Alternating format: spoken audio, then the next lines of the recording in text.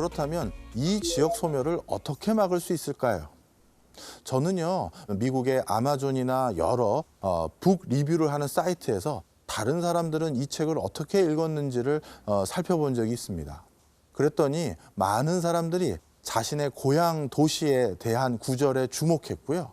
그리고 그 고향 도시가 어떻게 형성돼 왔고 어떻게 진화하고 있는지를 보고 우려하거나 아니면 오히려 기뻐하는 모습들을 보게 됐습니다.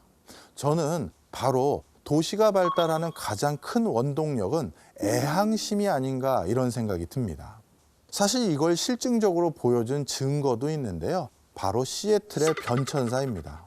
시애틀은 20세기 초만 하더라도 산림 벌목업과 광업이 주력 산업이었던 도시였습니다. 그런데 2차 세계대전을 경험하고 난 뒤에는 군수산업의 메카 도시가 됐었고요. 보잉사의 항공 제조 정비업이 시애틀을 대표하는 산업으로 바뀌었습니다. 그리고 미국의 태평양 해군 기지가 위치하고 있는 곳이 시애틀이었죠. 그렇게 군사도시 형태 비슷하게 바뀌었던 것이 시애틀인데요. 자, 그런데 최근 시애틀 우리에게 어떻게 기억되고 있습니까? 시애틀은 글로벌 IT 혁신 기업의 허브 도시가 됐습니다. MS의 본사가 시애틀에 있고요. 아마존의 본사도 시애틀에 있습니다. 뿐만 아니라 이베이, 페이스북의 여러 지사들이 시애틀에 거주하고 있는데요. 그럼 시애틀은 도대체 어떻게 이렇게 한순간에 IT 최첨단 허브 도시로 탈바꿈될 수 있었을까? 그것은 바로 두 청년들 때문입니다. 바로 빌 게이츠와 폴 앨런인데요. 이 마이크로소프트를 설립한 두 청년의 고향이 시애틀이기 때문입니다. 이 두 청년들은요, 마이크로소프트를 처음 설립한 곳은 뉴멕시코 지역에 있는 앨버커키라는 동네입니다. 이 앨버커키에서 처음 마이크로소프트를 창업한 두 청년은 불과 몇 년 안 돼서 사업이 크게 번창했습니다. 갑자기 몇백 명에 달하는 종업원을 둬야 될 회사로 커지게 되니까 새로운 공간을 필요로 하게 됩니다. 이 두 청년은 우리가 어차피 백년지 대계를 설정을 해야 된다면 어렸을 적 뛰놀았던 그 고향으로 가자라고 결정을 합니다. 그리고 그 두 청년은요, 앨버커키에서 무려 2200km가 떨어져 있는 시애틀로 회사 본사를 이전하는데요. 사실 산업적인 관점에서는 그 당시 시애틀로 갈 이유가 전혀 없었습니다. 이코노미스트지에서 당시 시애틀을 절망의 도시라고 표현한 구절이 있습니다. 그러면서 미국에서 일자리를 찾아 다른 지역으로 이주한 사람이 너무 많아서 중고 가전제품을 가장 손쉽게 살 수 있는 동네가 시애틀이라고 표현한 적도 있습니다. 그러면서 미국 지자체 최초로 파산한 디트로이트 다음으로 두 번째로 파산할 도시는 아마 시애틀일 것이다 라고 지목하기도 했습니다. 이처럼 시애틀은 점점 미래지향적으로 승승장구하는 도시가 결코 아니었고요. 단지 이 두 청년이 이렇게 몰락해 가고 있는 도시를 선택했던 이유는 두 사람의 고향이었기 때문입니다. 자, 그 뒤로 어떻게 됐을까요? 마이크로소프트는요, 전 세계 최고의 R&D 인력만 내부에 2만 명을 보유하고 있는 전 세계 최고의 IT 전문 회사로 거듭납니다. 시애틀을 거점으로요. 그리고 났더니 다시 10수년 지난 뒤에 뉴요커 한 명이 나도 이제 직장 생활을 접고 새로운 IT 창업을 해봐야겠다. 어디 가면 IT 인력을 많이 구할 수 있을까? 아, 그런데 시애틀이 이제 IT 인력이 제일 많은 곳이구나. 바로 이런 생각을 갖고 뉴욕에서 시애틀로 찾아간 사람이 하나 있죠. 바로 아마존의 설립자인 베조스입니다. 다시 10수년이 지나서 보스턴 지역에서 SNS 사이트를 바탕으로 또다시 창업을 꿈꿨던 한 청년이 이제 IT 인력을 잘 수급받을 수 있는 동네로 찾아가야겠다 해서 바로 페이스북이 또 시애틀로 찾아오게 된 것이죠. 자, 아마존을 불러들이는 힘, 페이스북을 불러들였던 힘, 이 모든 힘의 원천은 결국 저 두 청년의 애향심이었던 것입니다. 자, 이제는 좀 더 미래지향적인 얘기를 나눠볼까 합니다. 사실 우리가 많은 도시들이 새로 생기지만 그 도시들 모두 제대로 된 성과를 보이거나 지속적인 발전을 한다라고 볼 수는 없습니다. 그렇다면 21세기 최첨단 분야에서 각광을 받고 성과를 낼 수 있는 도시들은 어떤 도시들일까요? 미래의 가장 혁신적인 도시로 꼽힐 수 있는 공간은 자유로운 담론을 나눌 수 있는 공간이 무엇보다 중요하다라고 말씀드리고 싶습니다. 사실 우리가 유럽 여행을 가보면요, 가게 안에 테이블이 있는 것이 아니라 가게 바깥에 도로 한켠에 이렇게 테이블을 놓고 거기서 식사를 나누거나 커피 한 잔을 하면서 담소를 나누는 많은 사람들을 보게 될 것입니다. 바로 카페테리아 문화죠. 사실 유럽의 발달을 저 카페테리아 문화에서 찾는 사람들도 많습니다. 커피점에서는 자리가 나면 앉아야 했다. 귀족들을 위해 따로 마련된 특별석은 없었다. 커피점은 온갖 지위와 신분의 사람들이 외국 음료와 뉴스, 맥주와 담배를 즐기며 토론하는 곳이었다. 증권시장, 신용시장, 보험시장, 주식시장, 상품거래소, 도매시장, 뉴스공급처 등의 기능을 수행한 커피점은 형성 단계의 자본주의에 필요한 사무실과 회의실 역할도 맡았다. 금융혁명과 과학혁명은 한 잔의 커피를 통해 마주쳤다. 유럽의 카페테리아는 어느 정도 규모로 번성했냐 하면 1683년 런던을 기준으로 말씀드리면요, 런던에는 당시 3천여 개의 카페테리아가 존재했다고 합니다. 그 숫자는 런던에 있었던 선술집 숫자보다 더 많았다고 하는데요. 자, 그럼 이 카페테리아가 왜 런던의 발달을 도모하는 기회가 됐을까요? 바로 카페테리아는 신분과 직업이 달라도 다양한 계층들이 자연스럽게 만나면서 거기서 소통을 할 수 있는 장소가 되어줬기 때문입니다.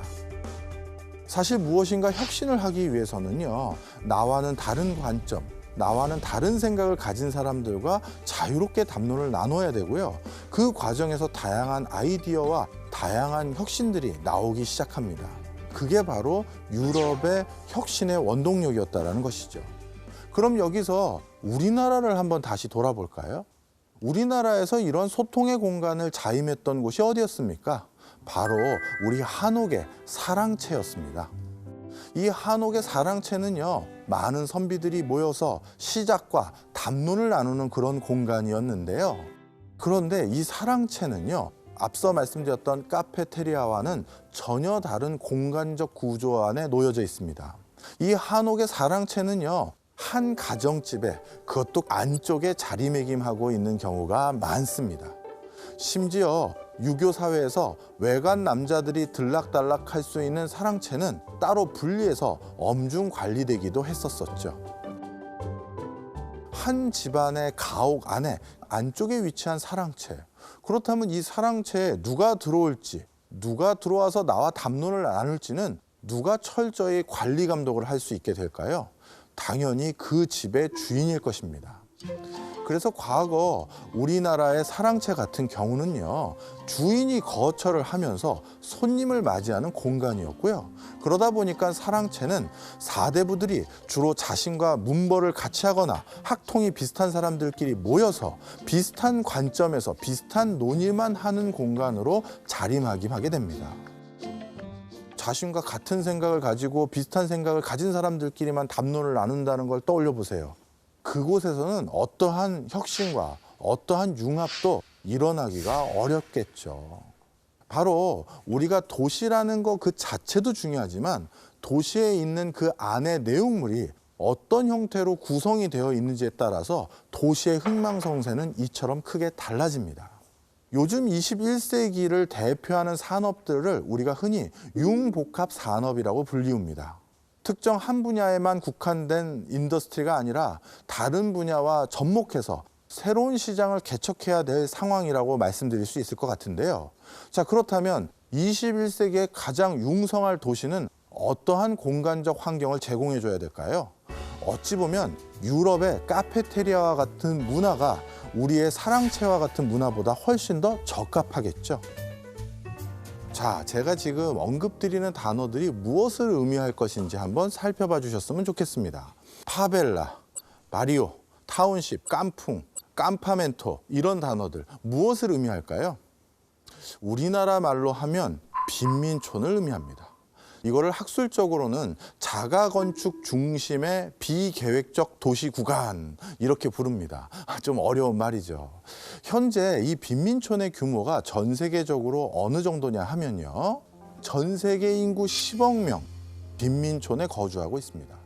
그리고 도시에 살고 있는 사람 4명 중 1명이 빈민촌에 거주하고 있는 상황입니다. 어찌 보면 우리 인류의 가장 보편타당한 거주 형태 중 하나가 빈민촌이 되어버린 것이죠. 해외 빈민촌을 가본 경험들이 많은데요. 제가 잊지 못했던 곳 중에 하나가 베네수엘라 한복판, 우리로 따지면 서울인 것이죠. 카라카스라는 수도 한복판에 있는 다비드 타워라고 불리우는 초고층 빌딩입니다. 45층 정도 돼 보였는데요. 이 빌딩은 완공되기 직전에 그 빌딩의 소유주였던 은행이 파산을 하게 됐고요. 공사가 중단돼 버렸습니다. 그런데 몇 년 지나서부터 많은 빈민들이 몰려들기 시작했고요. 저 45층 무허가 건물에 몰려서 살고 있는 가구가 무려 5천 가구 이상이 됩니다. 더 놀라운 것은요, 엘리베이터가 없습니다. 그럼에도 불구하고 저기서 살고 있는 거예요. 그 다음에 브라질의 파벨라라는 빈민촌이 있습니다. 그 빈민촌에서 제가 어떻게 보면 약간 어리숙할 때인데요. 파벨라 인근의 전반적인 전경을 찍고 있었습니다. 그런데 입구 지역에 있는 대형마트에 있던 어떤 아저씨가 갑자기 부랴부랴 뛰어나오더니 저를 딱 붙잡고요. 당장 거기서 나오라고 손짓을 하시는 거예요. 그래서 제가 왜 그러세요 어르신 하면서 여쭤봤더니 저 파벨라 안에 있는 갱이 방금 자기한테 전화를 했다는 겁니다. 우리 동네 입구에 이상한 동양인 남자가 와서 사진을 찍고 있는데 저 사람 누군지 아냐? 라고 물어봤다는 거예요. 저한테 큰일 날지 모르니 빨리 나오라는 손짓이었습니다. 자, 그렇다면 궁극적인 질문을 한번 던져보죠. 이러한 환경 속에서 살게 된 사람들은 자신들이 오래 살던 어떤 농촌 지역이나 아니면 어촌 지역을 벗어나서 여기에 이주해 온 분들이실 텐데, 그럼 이분들은 잘못된 선택을 한 것일까요? 이 책에서는 이분들의 선택이 결코 잘못된 것 같지 않다라는 통계적 근거들을 책 여기저기에서 제시하고 있습니다. 좀 전에 제가 말씀드렸던 대표적인 중남미 국가의 빈민촌인 파벨라. 그 파벨라의 1세대 주민들은요, 글을 읽지 못하시는 분들의 비율이 70%가 넘습니다. 하지만 3세대에 걸치는 경우, 즉 손주 때, 손자, 손녀 때로 내려가면 드디어 글을 읽고 쓸 줄 아는 비율이 94% 가까이 올라갑니다. 뿐만 아니라 아프리카 지역의 경우는요, 인구 100만 명 이상의 도시에서 살고 있는 사람들의 경우에는 그렇지 않은 지역에서 살고 있는 사람에 비해서 영아 사망률이 3분의 1 이하로 낮아집니다. 인도의 농촌 소녀들 중에서는 학교에 가는 비율이 불과 16%밖에 안 된다고 합니다. 그런데 하이데라바드에 거주하는 동일 조건의 소녀들의 경우에는요, 즉 도시 빈민촌에 살고 있는 소녀들의 경우에는 무려 48%가 학교에 진학을 하고 있다고 합니다. 중국의 대표적인 상하이 지역의 같은 경우 평균 수명이 83세 정도 되는데요. 중국의 가장 낙후한 지역인 서부 지역 같은 경우보다 오히려 평균 수명이 10세 이상 높은 수치라고 합니다. 이런 통계들을 보면요, 왜 전 세계 많은 사람들이 자신이 오랫동안 살던 곳을 등지고 이렇게 열악한 환경임에도 불구하고 도시로 다시 밀려 들어와서 빈민촌을 형성하면서 살아가게 되는지를 많은 것들을 엿볼 수가 있습니다. 제가 이 책에서 소개하고 있는 여러 도시들 중에서 가장 주목한 도시가 있습니다. 바로 시카고입니다. 역사상 가장 빨리 인구가 증가한 도시가 시카고였는데요. 복잡하게 얽힌 전신선과 사방으로 뻗은 철도, 대형 곡물 창고와 목재 하치장, 시끄러운 가축 사육장과 제철소, 그리고 공장 굴뚝으로 이루어진 시카고의 풍경은 19세기 산업주의의 명백한 증거였다.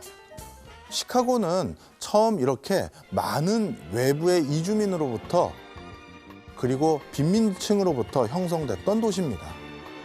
독일인 이주자들, 특히 1848년 혁명에 참여했다가 시카고로 건너온 사람들은 1852년에 처음으로 시카고에서 트룸페라인 회관을 지었다. 트룸페라인의 각 지부는 도심의 빈민가에 거주하는 이주자들이 체력을 단련하고 책을 읽고 토론하고 친목을 다지고 음식과 노래, 연극과 음주를 통해 민족적 뿌리를 되새기기 위한 장소가 되었다. 이렇게 빈민층으로부터 형성됐던 이 시카고는 지금은 전 세계의 금융 허브 도시가 됐고요. 그것 때문에 시카고의 교외 지역이었던 배드타운은 지금 전 세계에서 가장 비싼 마천루가 자리매김하고 있는 도시로 탈바꿈됐습니다. 어찌 보면 어떤 공간에서 주류가 아니었고 소외받는 계층이었기 때문에 자신들이 살고 있었던 공간을 등지고 새로운 공간에 온 사람들이 대부분이었고요. 그런 사람들이 힘을 모아서 정말 놀라운 전 세계를 대표하는 또 하나의 도시가 만들어진다는 모습을 바로 이 책의 시카고를 통해서 저는 생생히 느낄 수 있었습니다.